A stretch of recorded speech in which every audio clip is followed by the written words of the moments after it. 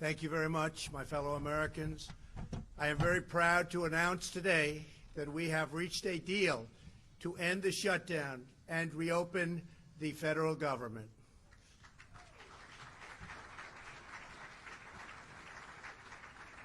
As everyone knows, I have a very powerful alternative, but I didn't want to use it at this time.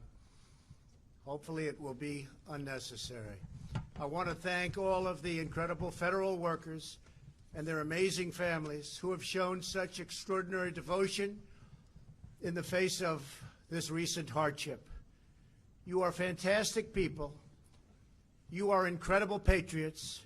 Many of you have suffered far greater than anyone but your families would know or understand. And not only did you not complain, but in many cases you encouraged me to keep going because you care so much about our country and about its border security. Again, I thank you. All Americans, I thank you. You are very, very special people. I am so proud that you are citizens of our country.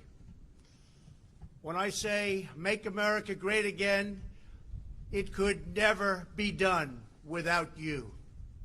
Great people. In a short while, I will sign a bill to open our government for 3 weeks until February 15th. I will make sure that all employees receive their back pay very quickly or as soon as possible. It'll happen fast.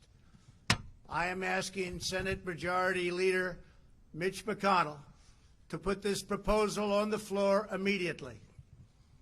After 36 days of spirited debate and dialogue, I have seen and heard from enough Democrats and Republicans that they are willing to put partisanship aside, I think, and put the security of the American people first. I do believe they're going to do that. They have said they are for complete border security, and they have finally and fully acknowledged that having barriers, fencing, or walls, or whatever you want to call it, will be an important part of the solution. A bipartisan conference committee of House and Senate lawmakers and leaders will immediately begin reviewing the requests of our Homeland Security experts, and experts they are, and also law enforcement professionals who have worked with us so closely. We want to thank Border Patrol, ICE, and all law enforcement. Been incredible.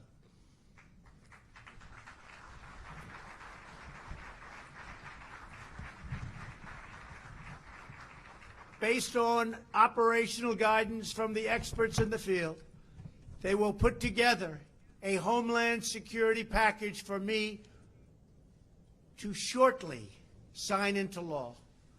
Over the next 21 days, I expect that both Democrats and Republicans will operate in good faith.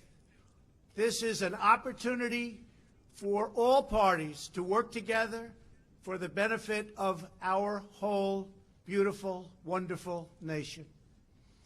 If we make a fair deal, the American people will be proud of their government for proving that we can put country before party. We can show all Americans and people all around the world that both political parties are united when it comes to protecting our country and protecting our people. Many disagree. But I really feel that working with Democrats and Republicans, we can make a truly great and secure deal happen for everyone. Walls should not be controversial. Our country has built 654 miles of barrier over the last 15 years, and every career Border Patrol agent I have spoken with has told me that walls work. They do work. No matter where you go, they work. Israel built a wall, 99.9% successful. Won't be any different for us. They keep criminals out. They save good people from attempting a very dangerous journey from other countries, thousands of miles, because they think they have a glimmer of hope of coming through. With a wall, they don't have that hope. They keep drugs out, and they dramatically increase efficiency by allowing us to patrol far larger areas with far fewer people. It's just common sense. Walls work. That's why most of the Democrats in Congress have voted in the past for bills that include walls and physical barriers and very powerful fences. The walls we are building are not medieval walls.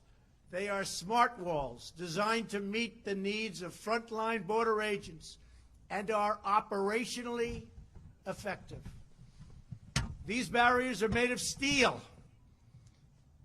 have see-through visibility, which is very important, and are equipped with sensors, monitors, and cutting-edge technology, including state-of-the-art drones.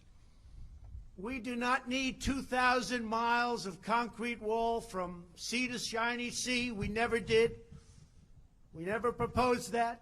We never wanted that, because we have barriers at the border where natural structures are as good as anything that we can build.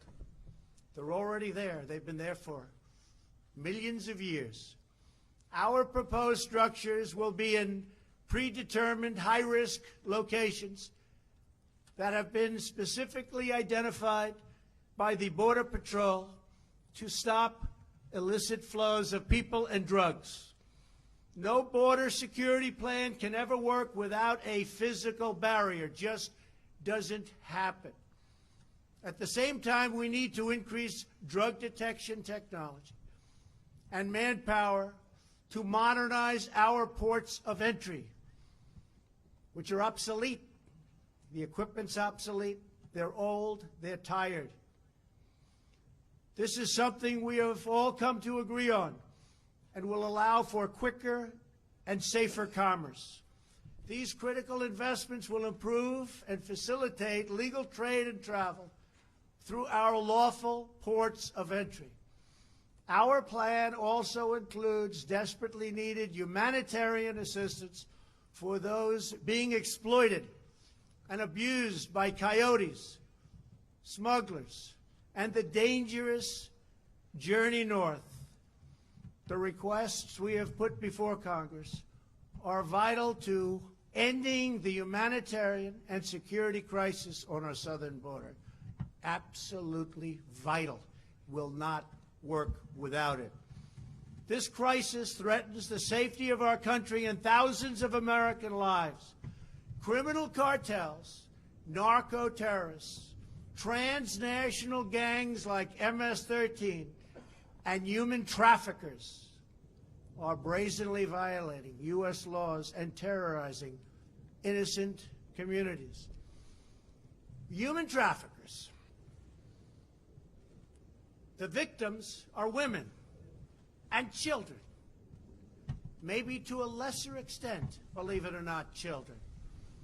Women are tied up, they're bound, duct tape put around their faces, around their mouths. In many cases, they can't even breathe. They're put in the backs of cars or vans or trucks. They don't go through your port of entry. They make a right turn going very quickly. They go into the desert areas or whatever areas you can look at. And as soon as there's no protection, they make a left or a right into the United States of America. There's nobody to catch them. There's nobody to find them. They can't come through the port, because if they come through the port, people will see 4 women sitting in a van with tape around their face and around their mouth. Can't have that.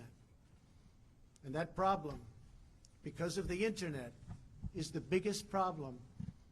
It's never been like this before that you can imagine. It's at the worst level, human trafficking, in the history of the world. This is not a United States problem. This is a world problem. But they come through areas where they have no protection, where they have no steel barriers where they have no walls.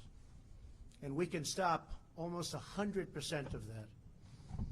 The profits reaped by these murderous organizations are used to fund their malign and destabilizing conduct throughout this hemisphere.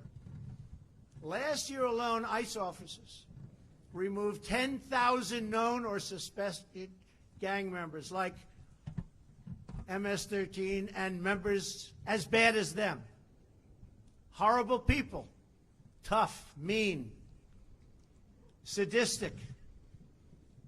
In the last 2 years, ICE officers arrested a total of 266,000 criminal aliens inside of the United States, including those charged or convicted of nearly 100,000 assaults, 30,000 sex crimes, and 4,000 homicides, or, as you would call them, violent, vicious killings.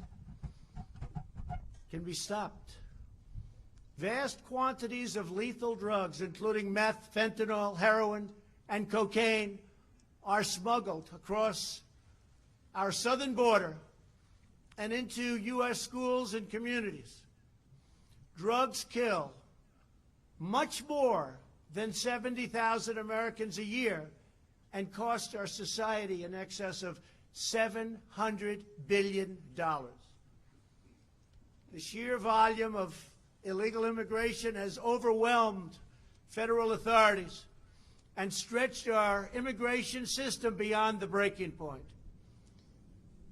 Nearly 50 migrants a day are being referred for medical assistance.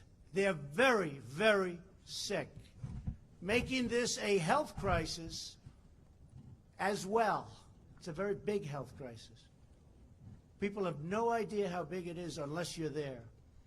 Our backlog in the immigration courts is now far greater than the 800,000 cases that you've been hearing about over the last couple of years.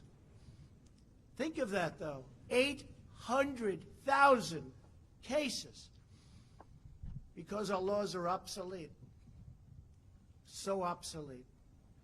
They're the laughing stock all over the world. Our immigration laws, all over the world, they've been there for a long time, are the laughing stock all over the world. We do not have the necessary space or resources to detain, house, vet, screen, and safely process this tremendous influx of people.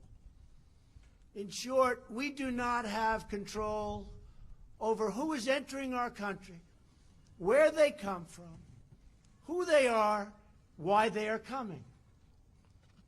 The result for many years is a colossal danger to public safety. We're going to straighten it out. It's not hard. It's easy if given the resources. Last month was the third straight month in a row with 60,000 apprehensions on our southern border. Think of that. We apprehended 60,000 people. That's like a stadium full of people, a big stadium. There are many criminals being apprehended, but vast numbers are coming because our economy is so strong. We have the strongest economy now in the entire world. You see what's happening. We have nowhere left to house them and no way to promptly remove them. We can't get them out because our laws are so obsolete, so antiquated, and so bad. Without new resources from Congress, we will be forced to release these people into communities, something we don't want to do, called catch and release. You catch them. Even if they're criminals, you then release them. And you can't release them from where they came, so they go into our country and end up in places you would least suspect. And we do as little releasing as possible, but they're coming by the hundreds of thousands. I have had zero Democrat lawmakers volunteer to have them released into their districts or states. And I think they know that, and that's what we're going to be discussing over the next 3 weeks. The painful reality is that the tremendous economic and financial burdens of illegal immigration fall on the shoulders of low-income Americans, including millions of wonderful, patriotic, law-abiding immigrants who enrich our nation. As Commander-in-Chief, my highest priority is the defense of our great country. We cannot surrender operational control over the nation's borders to foreign cartels, traffickers, and smugglers. We want future Americans to come to our country legally and through a system based on merit. We need people to come to our country. We have great companies moving back into the United States. And we have the lowest employment and the best employment numbers that we've ever had. There are more people working today in the United States than have ever worked in our country. We need people to come in to help us on the farms and with all of these great companies that are moving back. Finally, they're moving back. People said it couldn't happen. It's happening. And we want them to enjoy the blessings of safety and liberty and the rule of law. We cannot protect and deliver these blessings without a strong and secure border. I believe that crime in this country can go down by a massive percentage if we have great security on our southern border. I believe drugs, large percentages of which come through the southern border, will be cut by a number that nobody will believe. So let me be very clear. We really have no choice but to build a powerful wall or steel barrier. If we don't get a fair deal from Congress, the government will either shut down on February 15th again, or I will use the powers afforded to me under the laws and the Constitution of the United States to address this emergency. We will have great security. And I want to thank you all very much. Thank you very much. Mr. President, can you address your credit to Senators